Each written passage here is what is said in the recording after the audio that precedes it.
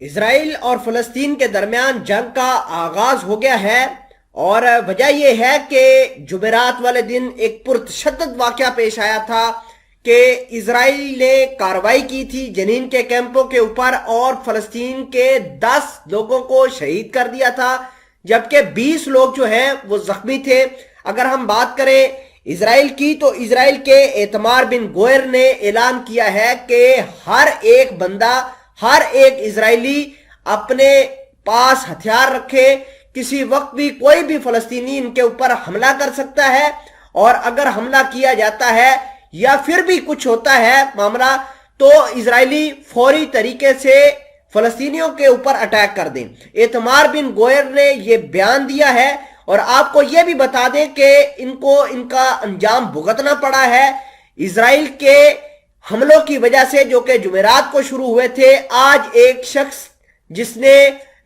مقبوضہ علاقوں کے اندر کارروائی کی ہے اور اسرائیل کی جو آبادکاری ہے اس کے اوپر حملہ کر کے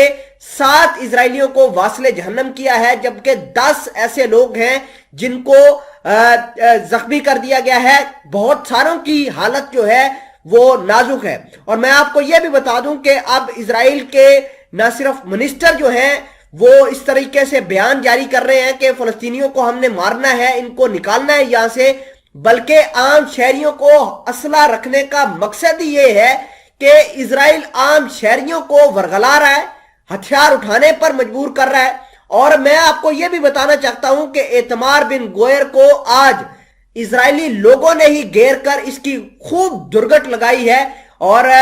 آپ کو یہ بتا دیں کہ یہ شخص جو ہے یہ اس جگہ پر پہنچا تھا جہاں پر آج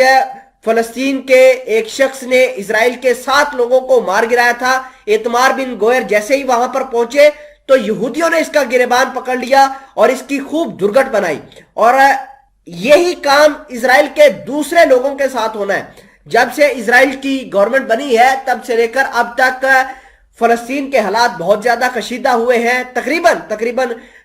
30 سے 35 لوگ جو ہیں نیتن یاہو کی سرکار آنے کے بعد جو ہیں فلسطین کے وہ شہید ہوئے ہیں، اور زخمی لا تعداد ہے، اور یہ وہ تعداد ہے جو کہ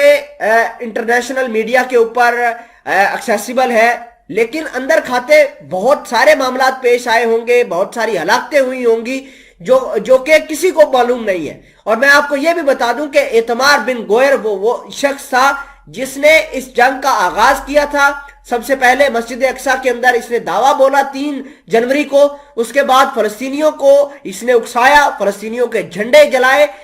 مسجد اقصیٰ کا سٹیٹس کو تبدیل کرنے کا فیصلہ کیا اس شخص نے۔ اور میں آپ کو یہ بھی بتانا چاہتا ہوں کہ یہی وہ شخص ہے جس نے اسرائیلیوں کو ورغلایا کہ جاؤ مسجد اقصیٰ کے سامنے بیٹھ کر جو ہے مسجد اقصیٰ کے اندر جا کر تم جو ہے شراب نوشی کرو، ناچ گانا کرو، اور اس کا نتیجہ یہ نکل رہا ہے کہ اب جو عام شہری ہیں وہ اس کا گریبان پکڑ رہے ہیں، اس کی درگٹ بنا رہے ہیں، اور آئندہ بھی بناتے رہیں گے۔ یہی وہ شخص ہے جو فساد کی جڑ ہے، اور اس شخص سے ملنے کے لیے امریکہ تک راضی نہیں ہے۔ اور میں آپ کو یہ بھی بتا دیتا ہوں کہ اس شخص کو نکالنے کے لیے 1,20,000 کے قریب اسرائیلیوں نے نیتن یاہو کے گھر کے سامنے 2 روز قبل احتجاج کیا ہے کہ اس شخص کو نکالو ورنہ فلسطین کے لوگ ہمارا قلعہ کما کر دیں گے۔